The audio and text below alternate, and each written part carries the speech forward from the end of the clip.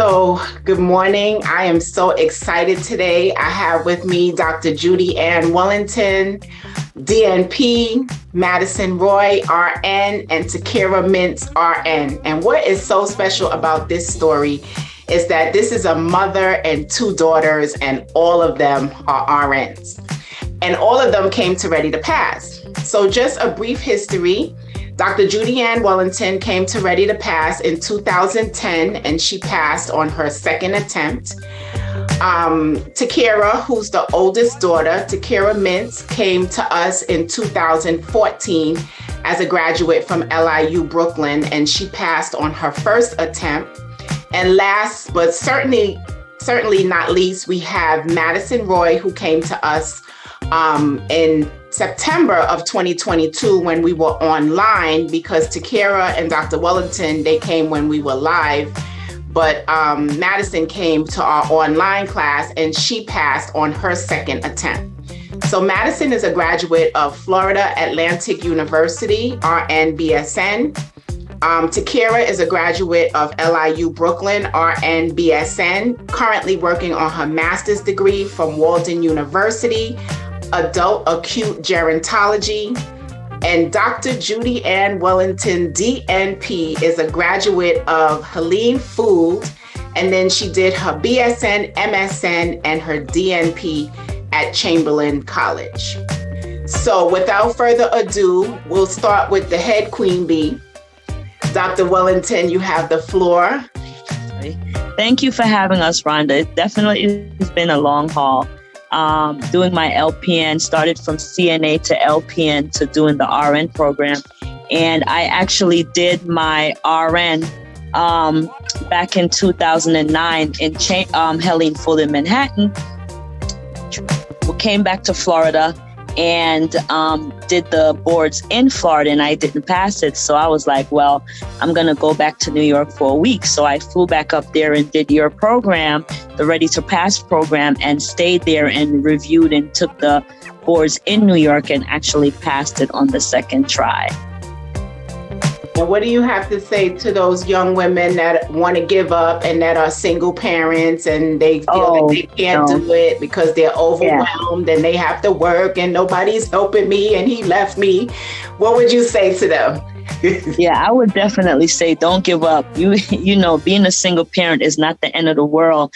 As you can see, I have three daughters. My other daughter is an entrepreneur and works for the state of Florida.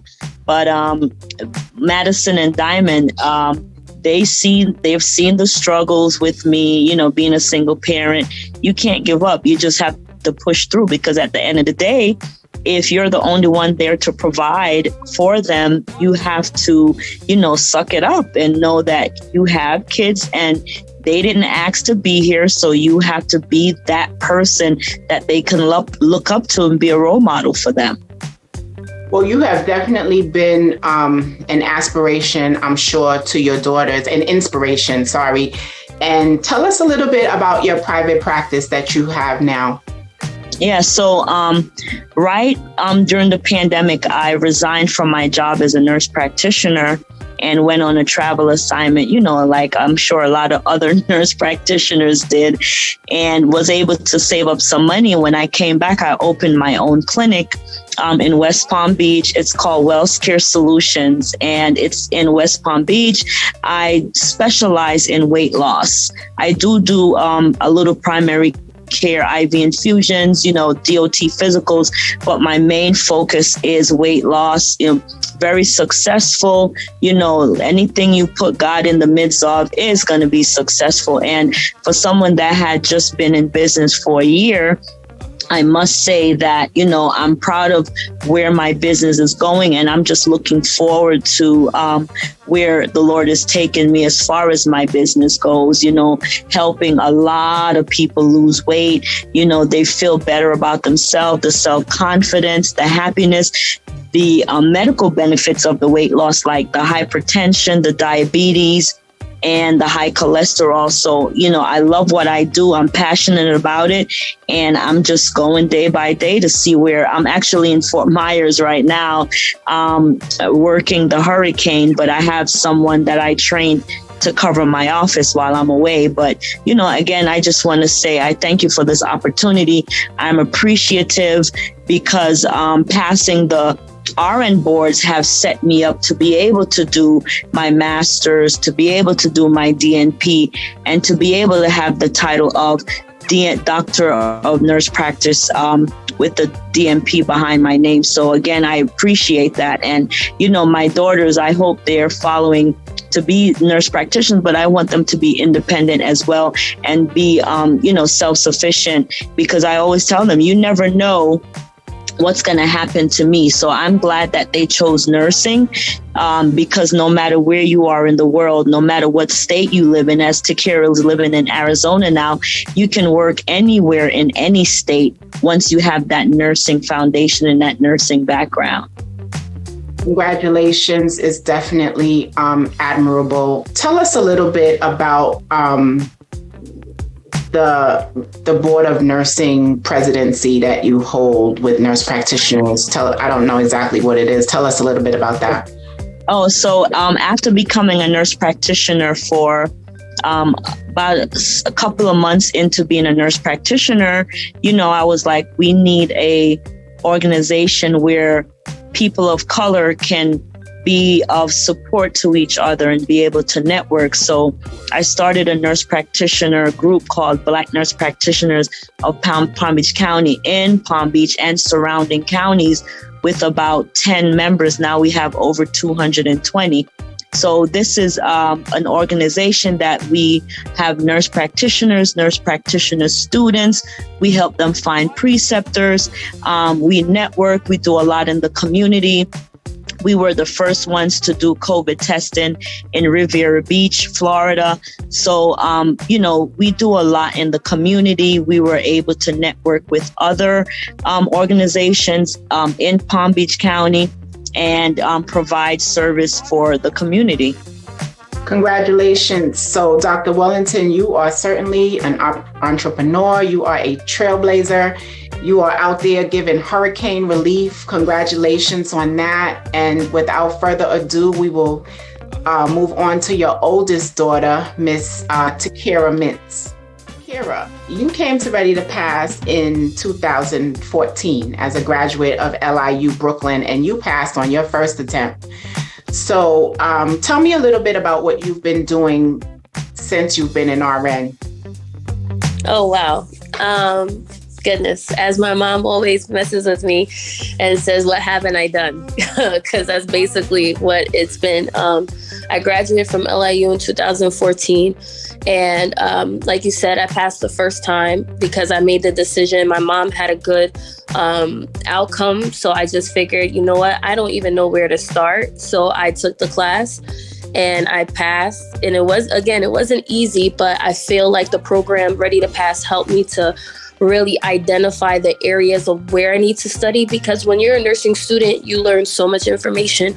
You now come out and you're told, study all of these things and then pass this test, but you don't even know where to start. So for me, Ready to Pass kind of helped to guide me into, I guess, where it is that I needed, like areas of opportunities, areas for improvement. And then since then, I ended up getting a job at on a med-surg oncology unit. So I did that for about 7 months. And then I ended up going to the ED and ED holding. I did that for a little while.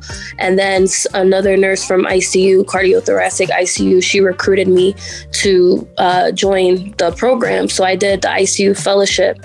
And then after I did the ICU fellowship, I ended up going to interventional radiology. I was in a cardiothoracic ICU for about 2 years. And then I went to interventional radiology and I was there for about a year.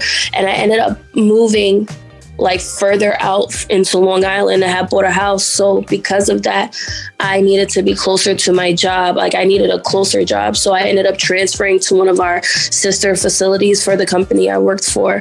And I went back to the ED because I think at the end of the day, the ED is where my heart is at.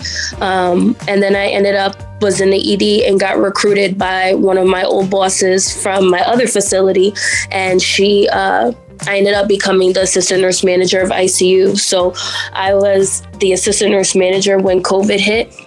at night, and it showed me a lot of resilience, because the things that we saw, the things that we experienced as nurses during that time was, I mean, it's unspeakable, some of those things. And it taught me, because at that time I was probably roughly around 27, 28 years old. So that was 27. It made me feel like this is life and you have to grow up. So after I did that, I ended up becoming the associate. I moved to Arizona. I ended up becoming the associate director for ICU and progressive care. And I just left that position, and I'm now a clinical instructor for a nursing program, and I work part-time in the ED as well. So for me, learning is always going to be lifelong. My experience is critical care, emergency medicine, and then I do like pre-op PACU, private practice where it's primary care or OB.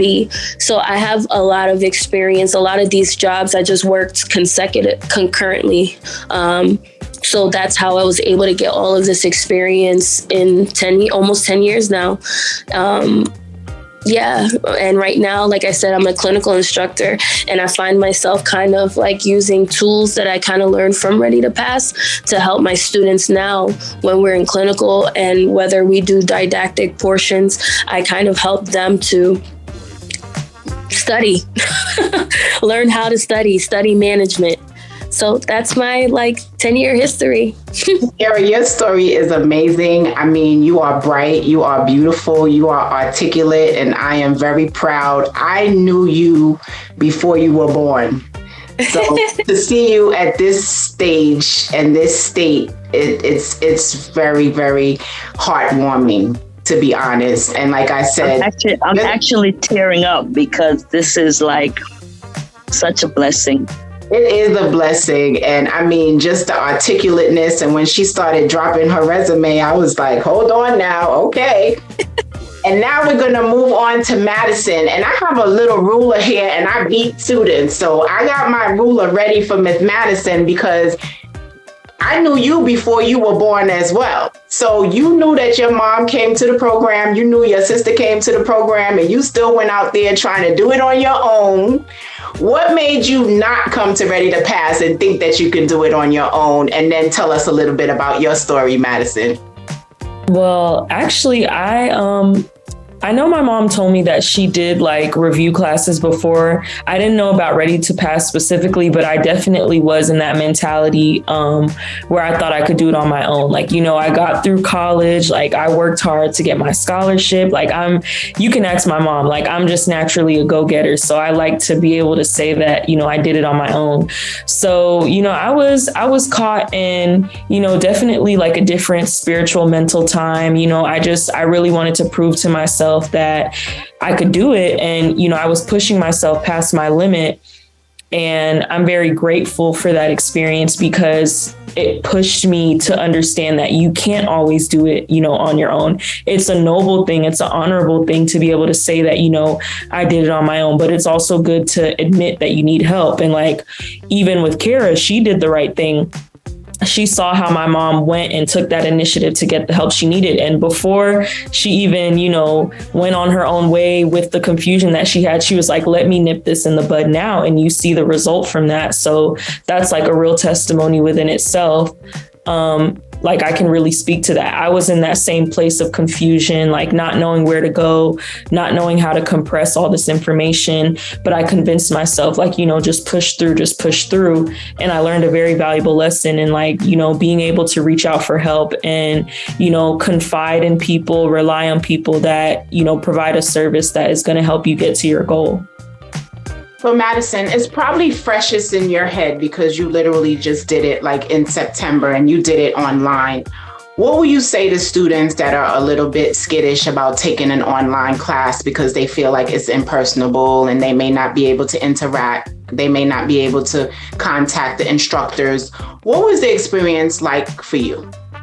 I would say that may be true for some classes, but it was not true for Ready to Pass. Because one thing about it, Miss Rhonda, as soon as the clock strikes, everyone, cameras on, she's asking us about our day, having personal conversations with us. And I would say throughout the class, like we're people. Like, one thing I appreciate about Ready to Pass is that you guys acknowledge that we're people. Like, we're going to get tired. We're going to, lose focus. We need our breaks. We need that time to recharge, re-energize. So you guys were very, adamant about that, like giving us our space to, recharge, in making us interactive. Like, it wasn't just like a lecture, like you guys are sitting and talking to us, because you guys aren't going to be with us when we take our NCLEX or when we're on the floor. So you made sure that we're stepping up, we're being interactive, we're engaging, and we're grasping all the knowledge for ourselves, not just as students, but as nurses and as people. Well, I'm so happy and excited that you were successful graduate of Florida Atlantic University. So we have a lot of Florida ladies in the house. And the good news is Ready to Pass is coming to West Palm Beach in February of 2023. So look out for Ready to Pass, as this will be our first time coming to West Palm Beach, and we are very excited about doing that. So I want to thank you ladies so much for taking time out of your busy day to come back and share, because a lot of times this is what people need to see. You see the single mother, you see the struggle. Mom has a PhD. You see the older daughter. I can't even read her resume. It's so extensive, and all the experience that she has at the ripe age of 30. Then we go down to Madison, ripe age of 21. I got my BSN at 21 as well. And I can tell you, I don't know where the time goes. The next thing you know, I was 31 years in RN. So I'm telling you, before you blink, it's going to happen. So I congratulate you as well, Madison, and the world is your oyster. And, with a mom and a sister that you have, I'm sure you have nothing to do but to accelerate. So I'm sure within the next couple of years, you're going to have BSN, MSN, PhD, DNP, everything behind your name as well.